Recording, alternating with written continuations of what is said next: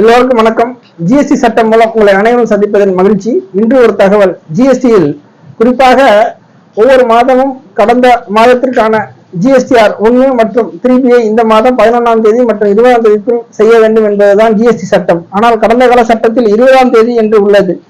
இதுவே 9 நாட்கள் குறைத்து அதிலையும் 2 நாட்கள் சனி ஞாயிறு விடுமுறை என்ற கணக்கில் கிட்டத்தட்ட 4 நாட்கள் அதில் போய்விடுகிறது.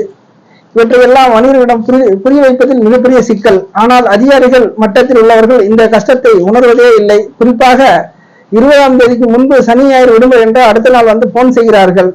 இனிமேல் ஜிஎஸ்டி அதிகாரிகள், தமிழ்நாடு மாநில ஜிஎஸ்டி அதிகாரிகள் தமிழ்நாடு மாநில வணிகர்களிடம் இதற்கான விளக்கத்தை சொல்லவும். ஏனென்றால் 4 ஆண்டுகள் 5 ஆண்டுகளுக்கு பிறகு ஜிஎஸ்டி நோட்டீஸ் அனுப்பி இதுவரை கிட்டத்தட்ட 15 ஆண்டுகள் 20 ஆண்டுகள் 25 ஆண்டுகள் வரித்தொழில் செய்யக்கூடிய வரி ஆலோசகர்கள் மத்தியில் மிகப்பெரிய ஒரு மன வருத்தத்தை வணிகர்களிடம் ஏற்படுத்துவதற்கு இந்த தமிழ்நாடு மாநில ஜிஎஸ்டி அதிகாரி ஒரு காரணமாக இருக்கக்கூடாது. ஏனென்றால் இதுவரை ஒரு சுமூகமான ஒரு சூழல் தான் நிலவி நாங்கள் வேலை செய்தோம்.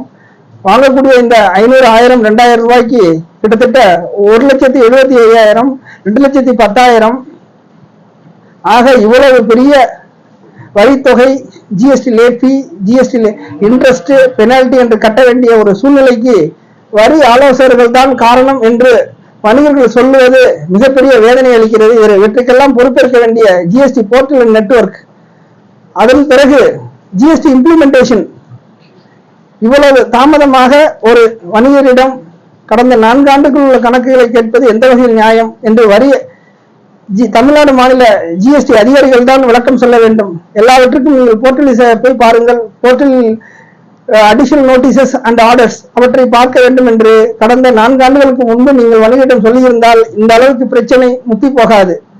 அந்த நேரத்தில் எல்லாம் அமைதி காத்து ஒன்றுமே சொல்லாமல் தற்போது நீங்கள் வேலை செய்யவில்லை, நீங்கள் மெயில் பார்க்கவில்லை என்று வரி ஆலோசகருடன் ஜிஎஸ்டி அதிகாரிகள் கேட்பது எந்த வகையில் நியாயம்?